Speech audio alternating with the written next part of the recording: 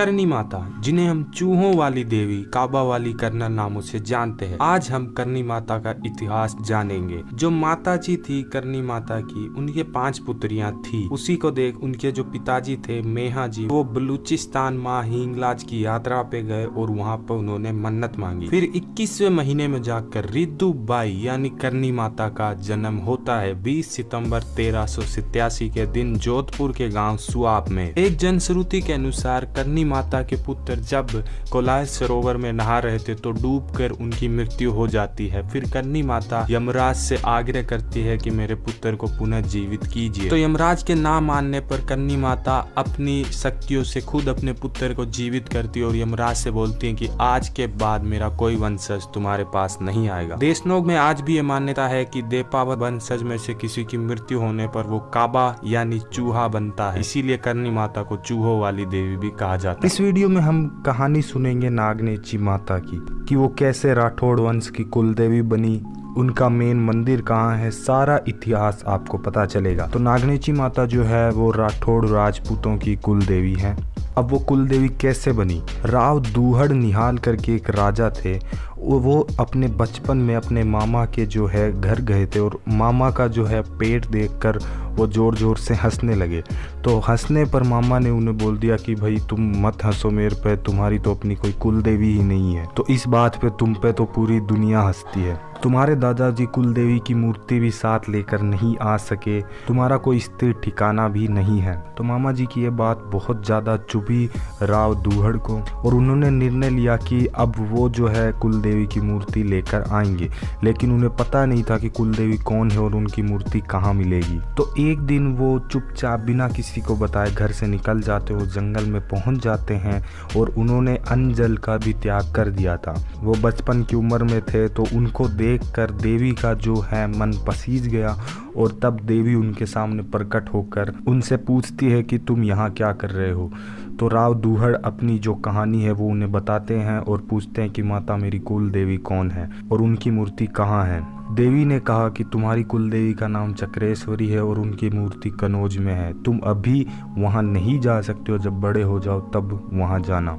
फिर कुछ सालों बाद राव आसियान जी का स्वर्गवास हो जाता और फिर राव दूहड़ जो है खेड़ के नए शासक बनते हैं और तब वह राजपुरोहित पित्थर जी को साथ लेकर कनौज के लिए रवाना होते हैं और कनौज में उन्हें गुरु लुम्ब ऋषि मिलते हैं। वो उन्हें बताते हैं कि ये तुम्हारी कुल देवी की मूर्ति है, इसे तुम अपने साथ ले जा सकते हो। फिर राव दूहड़ जी जैसे ही मूर्ति को उठाने लगते हैं, एक आवाज़ उन्हें सुनाई देती है कि ठहरो पुत्र, मैं तुम्हारे साथ ऐसे ही नहीं चलूंगी, मैं पक्षिणी के रूप में तुम्हारे साथ चलूंगी, पर एक बात ध्यान रखना, बीच में कहीं रुकना मत। तो ऐसा माता जी राव दूहड़ से कहती है और ये सब कुछ सुनने के बाद माता का आदेश मान के राव दूहड़ कनौज से निकल जाते हैं। वह नागाना पर्वत के पास पहुंचते पहुंचते थक जाते हैं और विश्राम करने के लिए वहां बैठ जाते हैं और तभी उन्हें नींद आ जाती है वहां पर।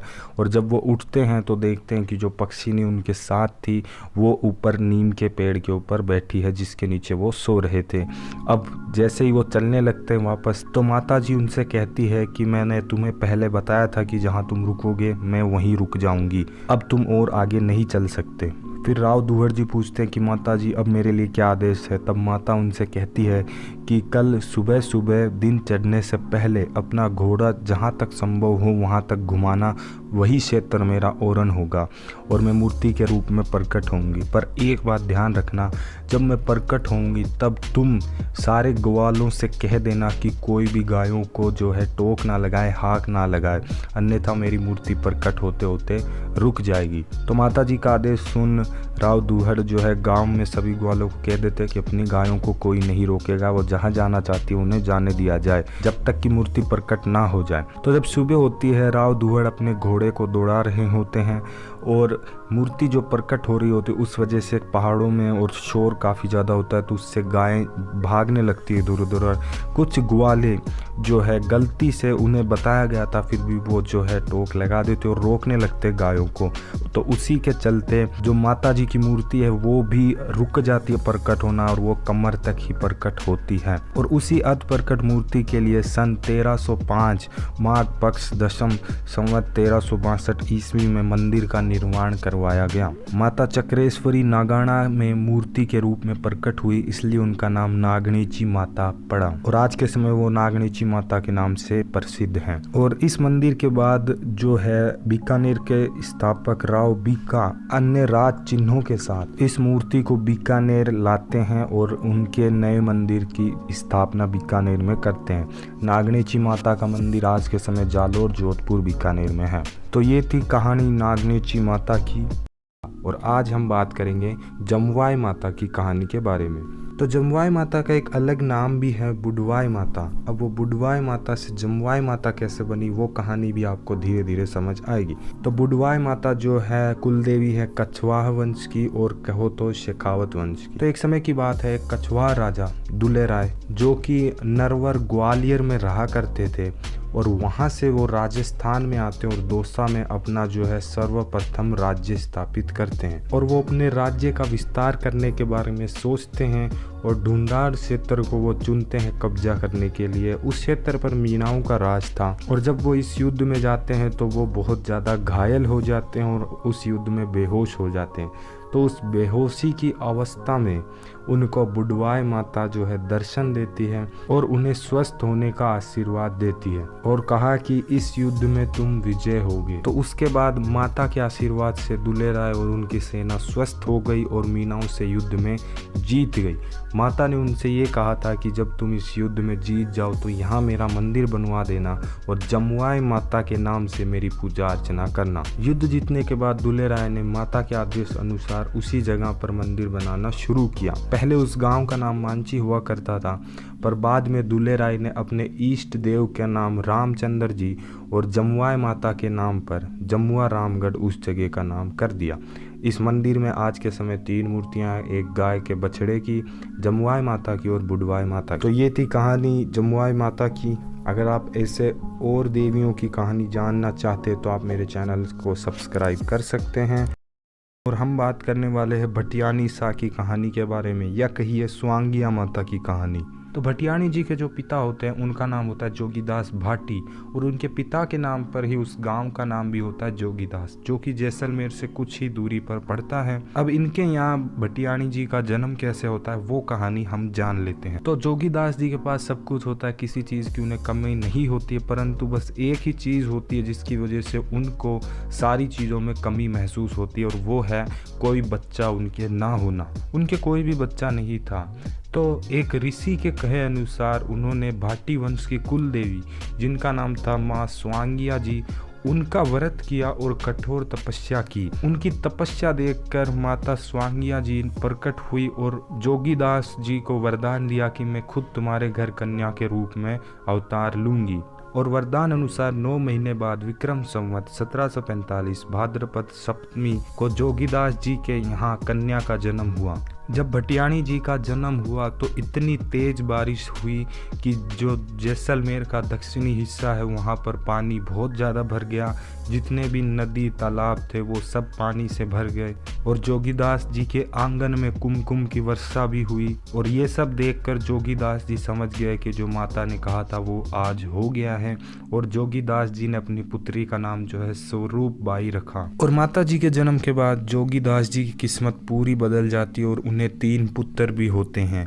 और धीरे धीरे चलते स्वरूप बाई साहब बड़े हो जाते हैं और उनके विवाह की उम्र हो जाती है। तो इसे देखते हुए जोगीदास जी अपने मित्र पुरोहित जी से कहते हैं कि अब मेरी पुत्री के लिए कोई रिश्ता देखो। पुरोहित जी उनका रिश्ता जसोल के सूरवीर राजा कल्याण सिंह से करवाते हैं और बहुत ही हर्षोल्लास धूमधाम से उनका विवाह कल्याण सिंह के साथ होता है। कल्याण सिंह की एक पहली पत्नी भी थी जिनके साथ उनकी कोई संतान नहीं थी, पर स्वरूप बाईसा से शादी होने के बाद 9 महीने बाद ही उन्हें पुत्र रत्न की प्राप्ति होती है और पूरा जसोल जो है हर्ष और उल्लास से ये खुशी मनाता है। उनके पुत्र का नाम लाल सिंह रखा जाता है। कुछ समय पश्चात स्वरूप बाईसा के आशीर्वाद से कल्याण सिंह की पहली पत्नी को भी पुत्र रत्न की प्राप्ति होती है और उनका नाम प्रताप सिंह रखा जाता है। महल में बहुत ही खुशी का माहौल होता है। दोनों रानियां और कल्याण सिंह बहुत खुश होते हैं। तो धीरे धीरे समय के साथ ऐसे ही चलता और एक दिन महल में कल्याण सिंह की पहली पत्नी और उनकी दासी के बीच में जो है कुछ बातचीत होती और दासी जो है रानी के कान भरती है कि जब से स्वरूप बाई आए हैं जसोल में भाग्य ही बदल गया है। उनका पुत्र लाल सिंह जो है बड़ा होकर राजा बनेगा, आपका जो पुत्र है वो कुछ भी नहीं कर पाएगा। दासी उनके कान भरती और रानी के मन में लाल सिंह के लिए घृणा पैदा हो जाती है। तो तीज के अवसर पर सभी महिलाएं श्रृंगार करके महल के बाग में घूमर नृत्य करने और झूला झूलने के लिए आई होती हैं और वो रानी साह को भी बुलाती हैं और रानी साह जो है पूछती हैं पहली पत्नी जो होती है कल्याण सिंह की, उनसे भी पूछते हैं, उनका नाम होता है देवड़ी जी। तो देवड़ी जी से वो पूछती हैं कि आप भी आइए घूमर करने, पर देवड़ी जी सोचती हैं कि ये एक अच्छा मौका है उन्हें रानी सा से अलग करने का और लाल सिंह के साथ कुछ समय उनको मिल जाएगा। तो वो बहाना करती है कि मेरे सर में दर्द है, आप घूमर कीजिए। तो रानी सा चली जाती है घूमर करने और देवड़ी जी मौका देखकर लाल बन्ना के दूध में जहर मिलाकर उन्हें पिला देती और उसी समय लाल बन्ना की जो है मृत्यु हो जाती है। स्वरूप बाईसा को जब इस बात का एहसास हुआ तो तुरंत महल की ओर भागते और अपने पुत्र के मृत शरीर को गोद में उठाकर रोने लगते हैं। फिर रानी सा जो है बहुत ज़्यादा क्रोध में आ जाते हैं और थोड़ी देर में वो अपने देवी के रूप में आते हैं और उनको इस विकराल चंडी के रूप में देखकर सभी लोग वहां पर घबरा जाते हैं। देवड़ी जी को अपने किए पर बहुत पश्चाताप होता है और वो एक कोने में खड़े होकर बस देखते रहते हैं। माता ने तिरछी नज़रों से क्रोध में उन्हें देखकर ये कहा कि तुमने तो मेरा वंश ही मिटा दिया, अब तुम्हारे ही वंश का कोई शूरवीर मेरे साथ पूजा जाएगा। माता जी उस समय बहुत ही ज़्यादा क्रोध में होते हैं और ये कहकर वहाँ से निकल जाते हैं कि अब मैं इस संसार का पानी भी नहीं पीऊँगी और शमशान की तरफ चलते हैं। वह शमशान में जाकर अपने पुत्र को गोद में लेकर बैठ जाते और बैठते ही अग्नि प्रज्वलित हो जाती है और देखते ही देखते रानी सा या कहो भटियाणी जी अपने पुत्र लाल बन्ना के साथ उस अग्नि में सती हो गए। पूरे जसोल में शोक की लहर छा जाती है।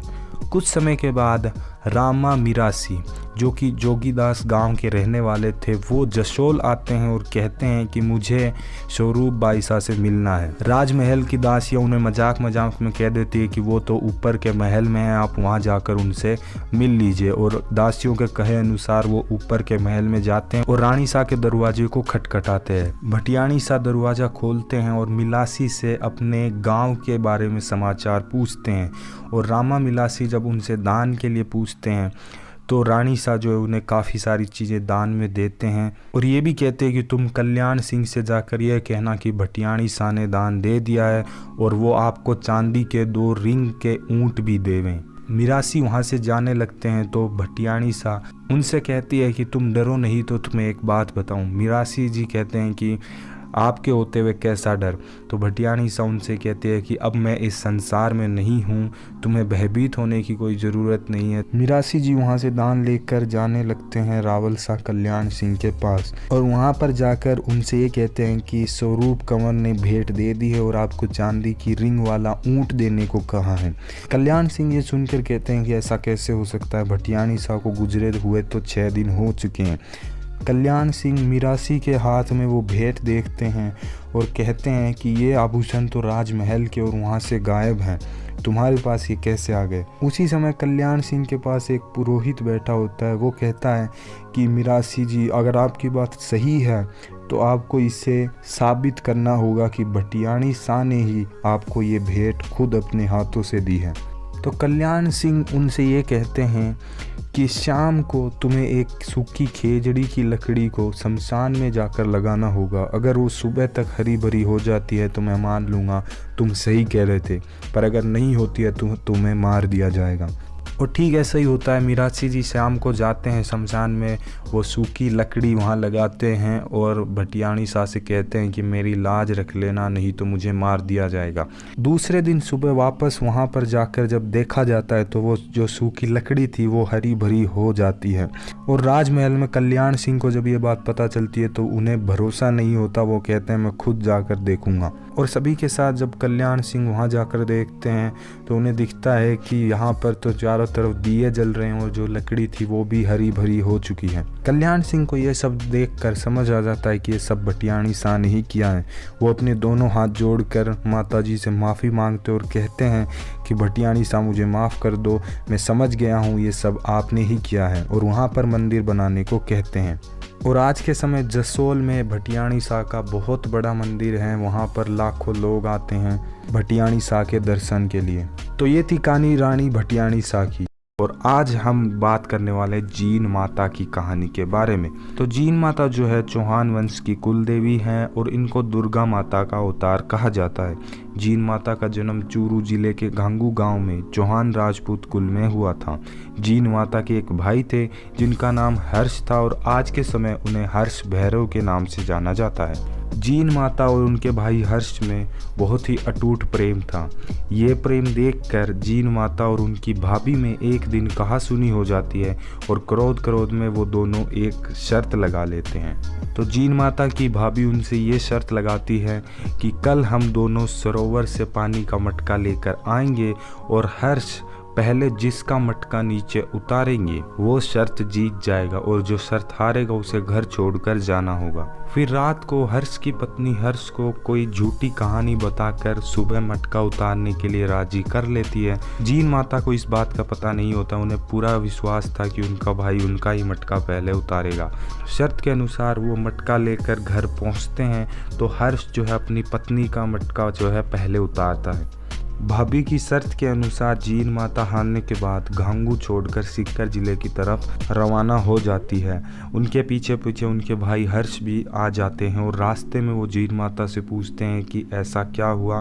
तब जीन माता उन्हें सच्चाई बताती है और उन्हें समझ आती है अपनी पत्नी की चाल। हर्ष जो है जीन माता को घर चलने के लिए कहते हैं पर जीन माता कहती है कि अब मैं घर नहीं जा सकती क्योंकि मैं शर्त हार चुकी हूँ। और उनकी ये बात सुनकर हर्ष भी जो है निर्णय लेते हैं कि वो भी अब घर नहीं जाएंगे। फिर जीन माता जो है दुर्गा माता की उपासना में लग जाती है और हर्ष जो है भैरव की उपासना में लग जाते हैं।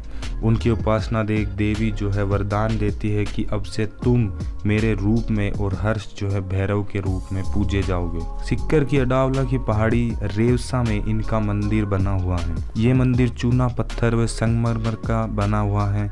इनका मंदिर एक चौहान शासक हट्टड़ मोहिल चौहान ने विक्रम संवत 1121 में बनाया था। यह मंदिर सीकर जिले से 29 किलोमीटर की दूरी पर है।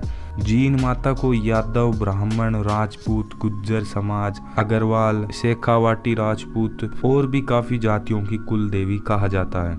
जीन माता को राजस्थान के अलावा संपूर्ण भारत में भी पूजा जाता है। और एक बहुत कमाल का किस्सा है कि औरंगजेब की सेना जो है मंदिरों को तोड़ते तोड़ते आगे बढ़ रही थी औरंगजेब के कहने पर जब वो जीन माता के मंदिर की तरफ पहुंचे तो जीन माता उन पे मधुमक्खियों से हमला कर देती और औरंगजेब की सेना जो है मैदान छोड़कर भाग जाती है। फिर जब औरंगजेब को इस बात का पता चला तो वो स्वयं इस मंदिर को देखने के लिए आया और जब मधुमक्खियों ने औरंगजेब पर हमला किया तो उसने अपनी गलती मानी और माफ़ी मांगी। माता से प्रभावित होकर औरंगजेब ने अखंड ज्योत का संकल्प लिया और वह अखंड ज्योत आज भी माता के मंदिर में हजारों सालों से जल रही है। तो ये थी कहानी जीन माता की। अगर आज की इस वीडियो में हम लोग बात करेंगे आई माता जी की कहानी के बारे में कि कैसे इनका ये नाम पड़ा और इनका पूरा इतिहास क्या है। जोधपुर से ठीक 76 किलोमीटर दूरी पर एक गांव पड़ता है बिलाड़ा।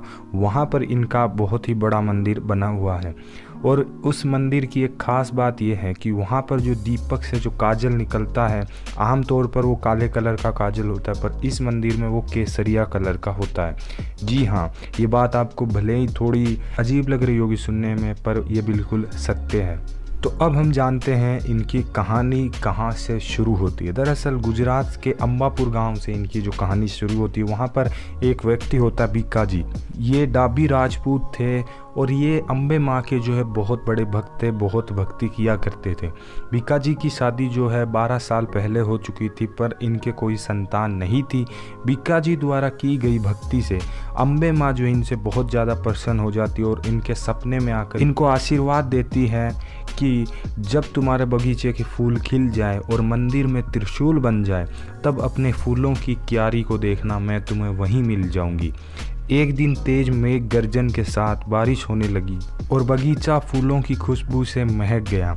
तब बीका जी की नज़र जो है गुलाब के फूल की क्यारी के पास किलकारी करती हुई सुंदर कन्या पर पड़ती है। उस कन्या को लेकर बीका जी जब मंदिर पहुंचे और वहां देखा तो उन्हें कुमकुम से बना एक त्रिशूल दिखाई देता है और उसे देखकर बीका जी समझ जाते हैं कि देवी ने अवतार ले लिया है और उन्होंने अपनी उस कन्या का नाम जीजी रख दिया, क्योंकि उन्हें पता था कि ये देवी का अवतार है और ये चमत्कार और जग कल्याण के कार्य करेगी। जीजी के घर बचपन से ही भक्तों का आना जाना शुरू हो जाता है और उनकी ये सुंदरता और चमत्कार की जो बातें हैं वो एक मांडू नामक जगह के बादशाह मोहम्मद शाह के पास पहुंच जाती है। जब उन्हें इनके बारे में पता चलता है तो वो बीका जी को अपने दरबार में बुलाते हैं और कहते हैं कि मैं आपकी सुंदर कन्या को बेगम बनाना चाहता हूँ। बीका जी ने घर आकर जब ये सारी बात अपने परिवार को बताई, जीजी को बताई, तो घर में जो है मासूमी छा गई और माता पिता को मासूम देख जीजी ने कहा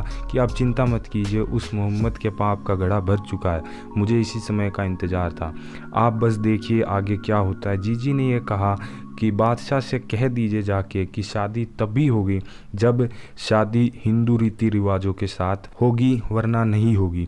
तो बादशाह ये स्वीकार कर लेता है और हिंदू रीति रिवाज के अनुसार बारात लेकर बीका जी के घर आ जाता है। बीका जी जो है अपनी झोंपड़ी से अनेक तरह के भोजन बनाकर बादशाह की बारात में आए हजारों आदमियों को भोजन करवा देते हैं। कुछ समय में बादशाह को आश्चर्य होता है और वो अपना रूप बदल कर देवी की शक्ति देखने के लिए पहुंच जाता है। जब जीजी को इस बात का पता चलता है तो वो बादशाह को जो है अपनी तेज दृष्टि से देखते हैं और बादशाह उसी समय अंधा हो जाता है और बादशाह वहाँ से भागने लगता है। तब जीजी बोलती हैं, अभी क्यों भाग रहा है पापी, अभी तो सब रस्में बाकी है शादी की। बादशाह उसी क्षण जीजी के पैरों में गिर जाता है और माफ़ी मांगने लगता है और कहता है कि मैं आज के बाद ऐसा कुछ भी नहीं करूँगा, आप मुझे जीवन दान दे दें। यह कहकर बादशाह अपनी सेना और अपने साथ आए आदमियों को सभी को रवाना कर देता और खुद वहीं रुकता है और अंबापुर में माता के मंदिर की नींव लगाकर वहां से रवाना हो जाता है वापस अपने जगह मांडू के लिए। अंबापुर में बने इस मंदिर में भक्तों की लाइन लग गई थी। चमत्कार की बातें सुन अनेकों भक्त वहां आने लगते हैं और एक दिन जीजी अपने पिताजी से कहती हैं कि इतने सारे भक्त आने की वजह से हम हमारी तपस्या में ध्यान नहीं लगा पा रहे हैं, हम यहाँ से चलते हैं किसी और जगह पर। तो पिताजी जो अपनी पुत्री की बात मानते हैं और वहाँ से दोनों मारवाड़ की तरफ रवाना हो जाते हैं। तो वो अपने रास्ते में चलते चलते एक जगह रुक के फिर दूसरी जगह चलते चलते मेवाड़ के नारलाए गांव की एक डूंगरी पर पहुंचते और वहां पर माताजी अपनी चोटी से पत्थर हटाकर गुफा बना देते हैं। उस गुफा में इतनी तेज आंधी चलने के बाद भी वहां पर माताजी दीपक जलाकर अपनी तपस्या करते हैं और चमत्कार से दीपक से काजल है वो केसरिया कलर का निकलता है और इस चमत्कार को देखने के लिए भक्तों की भीड़ आने लगी। नारलाई में तपस्या कर कई दिन वहां रुक कर वहां से दहलोना गांव आए। वहां उनके अनेक चमत्कार से वहां भी उनके मंदिर बना और वहां भी ज्योति जलती है और उससे भी जो है केसरिया कलर निकलता है। और ऐसे ही चमत्कार करते करते जीजी माँ आगे चलते गए और फिर वो पहुंचते हैं जोधपुर के गांव बिलाड़ा में और वो जो है वहां पर बैल की सवारी करते करते पहुंचते हैं। तो वहां पर जब वो बैल की सवारी करते आए थे तो लोगों ने कहा कि बैल पर बैठ के आई माता, तो इस नाम से जो है इस शब्द से ये माता जी का ये नाम पड़ा आई माता। बिलाड़ा में उन्होंने कई पर्चे दिए, वहाँ उनका इतना बड़ा मंदिर है कि वहाँ हर धर्म के लोग आते हैं। कुछ समय के बाद एक बहुत बड़ा वाक्य होता है और वो वाक्य इतना ज़रूरी है कि आज के समय से भी जुड़ा हुआ है। ये शुरू होता है विक्रम संवत 1561 में चैत शुद्धि दूज शनिवार को, जब माता जी अपने सभी भक्तों को बुलाकर आदेश देती हैं कि मैं 7 दिनों के लिए गुप्त साधना में जा रही हूँ और 7 दिन से पहले कोई भी मंदिर के दरवाजे नहीं खोलेगा। अगर किसी ने खोल दिए तो मेरा रूप सिर्फ इस ज्योत में और गोयनदास में ही देखने मिलेगा। ये बोलकर माता जी दरवाज़ा बंद करके तपस्या में बैठ जाते हैं। 5वें दिन भक्त जो है गोयनदास जी को बहुत दबाव डालते हैं मंदिर के दरवाज़ा खोलने के लिए। वो चाहते हैं कि हमें भी माता जी के दर्शन करने मिले। तो वो काफ़ी भीड़ होने के बाद वो किसी तरीके से दरवाज़ा खोल देते हैं और जब अंदर जाकर देखते हैं तो उनको माता जी वहाँ पर नहीं मिलते हैं। और जब वो आसपास देखते हैं तो जिस स्थान पर माता जी का आसन था वहाँ से एक ज्योत निकल रही थी। और अखंड ज्योत बन रही थी। आसन पर भगवा चोला, माला, नारियल, मोजड़ी, ग्रंथ ये सभी पड़े थे और इन सब को देखकर भक्त जो है रोने लगे और समझ गए कि हमने गलती कर दी है। और देखते देखते देवी स्वरूप माता जी अखंड ज्योत में समा गए। देखा जाए तो ना ही माता जी ने जन्म लिया था, ना ही उनकी कभी मृत्यु हुई, और माता जी को उस ज्योत में समाये आज ठीक 500 साल से भी ज़्यादा का समय बीत गया है। आज भी वहाँ नारियल, माला, चोला, ग्रंथ, मोजड़ी जैसे थे वैसे ही वहाँ आज भी हैं। और ये बहुत बड़ा मंदिर आज के समय बना हुआ है बिलाड़ा जोधपुर में, और यहाँ बहुत भक्त आते हैं। तो ये थी कहानी आई माता जी की। तो आज हम सुनेंगे रानी सती की कहानी। आज के समय उनका झुंझुनू में बहुत बड़ा मंदिर है, तो उस मंदिर के बनने के पीछे की कहानी हम सारी इस वीडियो में जानेंगे। तो रानी सती जी की कहानी शुरू होती है महाभारत के समय से। महाभारत के युद्ध में अभिमन्यु जी वीर गति को प्राप्त होते हैं, तो उत्तरा जी को यानी कि अभिमन्यु की जो पत्नी थी उनको भगवान श्री कृष्ण वरदान देते हैं कि कलयुग में तू नारायणी के नाम से जानी जाएगी और जन जन का कल्याण करेगी, सारी दुनिया में तेरा पूजन होगा। तो उस चीज के बहुत सालों के बाद जन्म होता है रानी सती का, जिनका बचपन में नाम था नारायणी बाई, और इनको एक और नाम से भी जाना जाता है, दादी सती के नाम से भी। और इनके बड़े होने पर इनके जो पिताजी है वो इनको धार्मिक शिक्षा तो देते ही हैं, साथ में शस्त्र शिक्षा भी देते हैं, घुड़सवारी भी सिखाते हैं।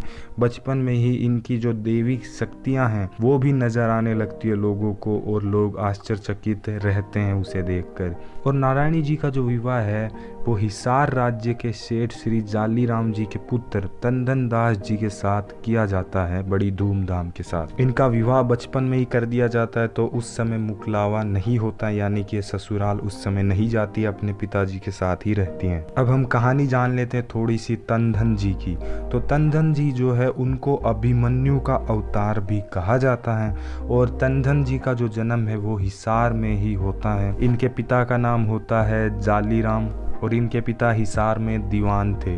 तो तंदन जी की शादी के कुछ समय पश्चात ऐसा एक वाक्य होता है कि उनके पास एक बहुत ही खूबसूरत घोड़ी होती है, और वो वहाँ के शहजादों को पसंद आ जाती है। वो चाहते हैं कि ये घोड़ी हम लें, तो काफ़ी ज़्यादा इसमें छीना झपटी होती है, लड़ाई होती है, और इस प्रयत्न में तंदन जी के हाथों जो है मृत्यु हो जाती है उन शहजादों की। और इस हादसे से घबराकर इनके पिताजी अपने पूरे परिवार को लेकर वहाँ से निकल पड़ते हैं। झुंझुनू में आकर वो बस जाते हैं, और हिसार की सेना जो है ताकतवर नहीं थी कि वो झुंझुनू में लड़ाई छेड़ सके और वहाँ घुसकर इनको ला सके वहाँ से। इन दोनों शहरों में पहले से ही थोड़ी लड़ाई चला करती। तो यही सारी चीज़ों को देखकर जालीराम जी जो है झुंझुनू में आने का निर्णय लेते हैं। तो जब मुकलावे का समय आता है तो तंदन जी अपने खास दोस्त राणा के साथ और उनके कुछ सैनिकों को लेकर जाते हैं हिसार। कृष्ण नवमी को सुबह सुबह जो है नारायणी बाई विदा होती हैं, और दूसरी तरफ जो नवाब थे हिसार के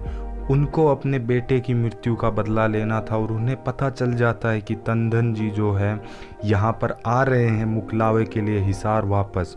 तो उन्हें लगता है कि ये अच्छा मौका है बदला लेने का। तो ये जो है तंदन जी के रास्ते के बीच में एक पहाड़ी पर घेरा लगाकर बैठ जाते हैं। देवसर के पास पहुंचते ही सैनिकों ने हमला कर दिया। तंदन जी ने वीरता के साथ डटकर सैनिकों का सामना किया, पर किसी एक सैनिक ने पीछे से हमला कर दिया और तंदन जी जो है वीर गति को प्राप्त हो जाते हैं। नारायणी जी ये सब देखकर अत्यधिक क्रोध में आ जाती है। वो अपने चंडी रूप धारण कर लेती है और एक एक कर सभी सैनिकों को मार गिराती है। तो देवी का ये विकराल चंडी रूप देख राणा जी ये कहते हैं कि देवी आप शांत हो जाइए, मैं आपसे निवेदन करता हूँ। तो नारायणी जी राणा जी से ये कहती है कि मैं अब सती होंगी, आप जल्दी से चिता के लिए लकड़ियों का इंतजाम कीजिए। तो चिता के लिए जो लकड़ियाँ लगाने के लिए टाइम लग रहा था और सूर्य इधर ढल रहा था, तो नारायणी जी अपनी ताकत से सूर्य को ढलने से रोक लेती हैं और अपने पति के शव को लेकर वो उस चिता की लकड़ियों पर बैठती हैं, और बैठते ही जो अग्नि अपने आप निकलती है और नारायणी जी अपनी पति के साथ सती हो जाती हैं। ये सब देख देवता भी आकाश से पुष्प की वर्षा करते हैं। उसके बाद चिता में से देवी सती प्रकट हुई और राणा जी से कहती है कि मेरी चिता की जो भस्म है इसको एक घोड़ी पर रखकर ले जाना, जहाँ ये घोड़ी रुक जाएगी वहीं मेरा स्थान होगा, मैं उसी जगह से जन जन का कल्याण करूंगी। ये सुनकर राणा जी भी रोने लगते हैं और तभी रानी सती उनसे ये कहती है कि तुमने मेरी इतनी सहायता की, मैं तुम्हें आशीर्वाद देती हूँ कि मेरे नाम से पहले तुम्हारा नाम आएगा। तो इसी कारण से आज के समय हम रानी सती के नाम से भी नारायणी जी को जानते हैं। और फिर जो घोड़ी है वो झुंझुनू में आकर रुक जाती है। राणा जी माता जी के कहे अनुसार वहीं पर एक सुंदर मंदिर का निर्माण करवाते हैं। आज वह एक बहुत बड़ा मंदिर है जहां दादी सती अपने बच्चों पर असीम अनुकृपा बरसा रही है। तो ये थी कहानी दादी सती, नारायणी जी या कहो रानी सती की। जिलानी माता की कहानी। इनका जो मंदिर है आज के समय वो अलवर जिले में है और ये करीब 500 साल पुराना मंदिर है।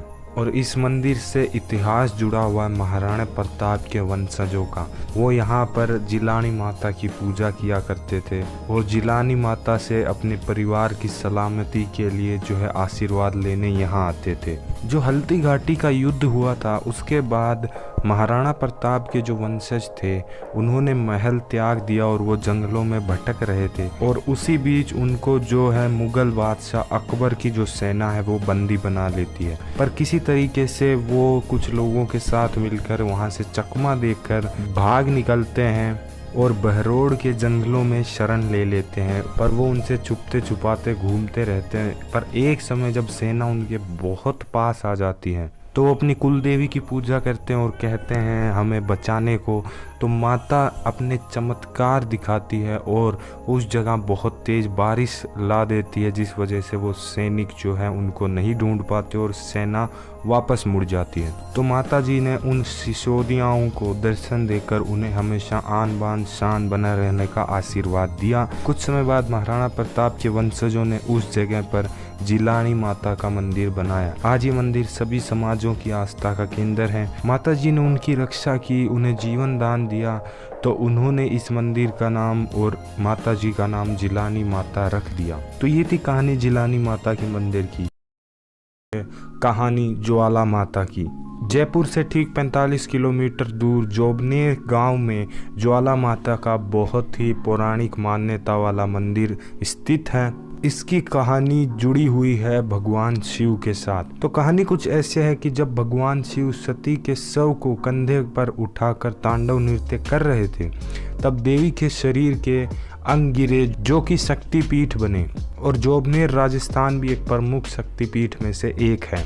जोबनेर में माता को ज्वाला माता या जालपा देवी के नाम से पूजा जाता है। पहाड़ियों पर बनाया गया ये सफ़ेद संगमरमर का मंदिर बहुत सुंदर लगता है। नवरात्रि में यहाँ एक बहुत बड़ा भव्य मेला लगता है। जोबनेर में जो पहले चौहानों का शासन हुआ करता था, फिर उसके बाद जो है कछवाहा वंश का शासन हुआ। पर इस मंदिर का जो निर्माण है वो चौहान शासन काल में हुआ था। और एक कछुआ वंश की शाखा है मनोहर दासोत खगारोत, वो इन्हें अपनी कुलदेवी मानते हैं। आज यहाँ बहुत भक्त आते हैं, कहते हैं यहाँ मनोकामना पूर्ण होती है। और एक बात आपको ध्यान रखनी चाहिए वो ये है कि ज्वाला माता के दर्शन करने के बाद आपको भैरवनाथ के दर्शन करना अनिवार्य है, अन्यथा ये दर्शन पूर्ण नहीं माना जाता। तो क्या आपने जोबनेर ज्वाला माता के मंदिर में कभी विजिट किया है या नहीं, ये मुझे आप कमेंट करके बता सकते हैं। ये थी कहानी ज्वाला माता की। माता स्वांगिया की कहानी के बारे में। तो स्वांगिया माता जो है भाटी वंश की कुलदेवी हैं और स्वांगिया माता के काफ़ी सारे अलग अलग नाम से भी इनको अलग अलग जगह पे पूजा जाता है, उनकी भी हम आगे बात करेंगे। और इनको स्वांगिया माता क्यों कहते हैं वो भी हम जानेंगे। तो इनका जो जन्म का नाम होता है वो होता है आवड़। और आवड़ जी के जो पूर्वज होते हैं वो चारण जाति से होते हैं। और इनके जो पिताजी होते हैं वो व्यापार करते हैं और गौ पालन करते हैं। इनकी कोई संतान नहीं होती है तो वो संतान प्राप्ति के लिए जो है 7 बार माँ हिंगलाज माता के धाम जाते हैं, यात्रा करते हैं। और हिंगलाज माता जी उन्हें आशीर्वाद के रूप में उनके घर 7 कन्याओं के रूप में माँ हिंगलाज जो है जन्म लेती हैं। इनमें से सबसे बड़ी कन्या का नाम जो है आवड़ रखा जाता है। कुछ समय बाद यहाँ पर एक बहुत भयंकर जो है अकाल पड़ता है और अकाल की वजह से जो इनके पिताजी हैं ये इस जगह को छोड़कर अपनी 7 कन्याओं को लेकर किसी और जगह चले जाते हैं। वहाँ आवड़ जी जो है अपनी बहनों के साथ मिलकर सूत काटने का काम करती हैं। उन्हें कल्याणी देवी के नाम से भी जाना जाता है। धीरे धीरे माता अपने चमत्कार दिखाती जाती हैं और 7 स्थानों पर इनके जो अलग अलग मंदिर बनते हैं। एक समय आवड़ जी जब अपने पहले वाले स्थान पर जहां अकाल पड़ा था वहां पर वापस जाती हैं और वहां का अकाल जो है ख़त्म कर देती है। लोग ये देखकर बहुत ज़्यादा खुश हो जाते हैं और उस जगह का नाम जो है आइता रखा जाता है। और आवड़ जी इस गांव के काले डूंगर पर अपना निवास स्थान बनाती है। उस डूंगर का रंग जो है काला था और काला होने की वजह से आज के समय इस मंदिर का नाम काला डूंगराय मंदिर है। तो इनका नाम तो जो है आवड़ जी था। अब स्वांगिया माता नाम इनका कैसे पड़ा उस पर हम बात करते हैं। तो एक समय की बात है, कृष्ण भगवान के जो वंशज है यादव, उनका एक युद्ध चल रहा होता है जरासंध नाम के व्यक्ति के साथ। तो वो कृष्ण जी से पूछते हैं कि हम उसे कैसे हराएं। तो कृष्ण जी उपाय बताते हैं कि जब तक उसके पास देवी का भाला है कोई उसे नहीं हरा सकता है। तो यादवों ने देवी की तपस्या की। देवी उनकी तपस्या से प्रसन्न होती है और वरदान मांगने को कहती है। वरदान में वो उसका भाला मांग लेते हैं। देवी जब उससे भाला मांगने वापस जाती है तो वो व्यक्ति मना कर देता है और फिर देवी को उससे युद्ध करना पड़ता है। युद्ध में वो भाला थोड़ा सा मुड़ जाता है और भाले को जो है स्वांग कहते हैं। इसी कारण देवी का नाम स्वांग ग्रहणी पड़ा। पर आज की भाषा में आज के लोग जो है उन्हें स्वांग ग्रहणी की जगह स्वांगिया कहते हैं। तो स्वांगिया माता नाम ऐसे आया। अब इनके 7 अलग अलग मंदिर हैं। इनमें एक है तनोट माता का मंदिर, फिर काला डूंगराय मंदिर, घंटियाली मंदिर, श्री देगराय मंदिर, श्री तेमडेराय, स्वांगिया माँ का स्वरूप, गजरूप सागर मंदिर और लास्ट में आता है भादरिया राय का मंदिर। अलग अलग जगह पर माता जी को अलग अलग नाम से जानते, तो इतने सारे मंदिर बने हुए हैं। तो ये थी कहानी स्वांगिया माता की। अगर ये वीडियो अच्छी लगी तो आप चैनल को सब्सक्राइब कर सकते हैं ऐसी और वीडियोस देखने के लिए। धन्यवाद।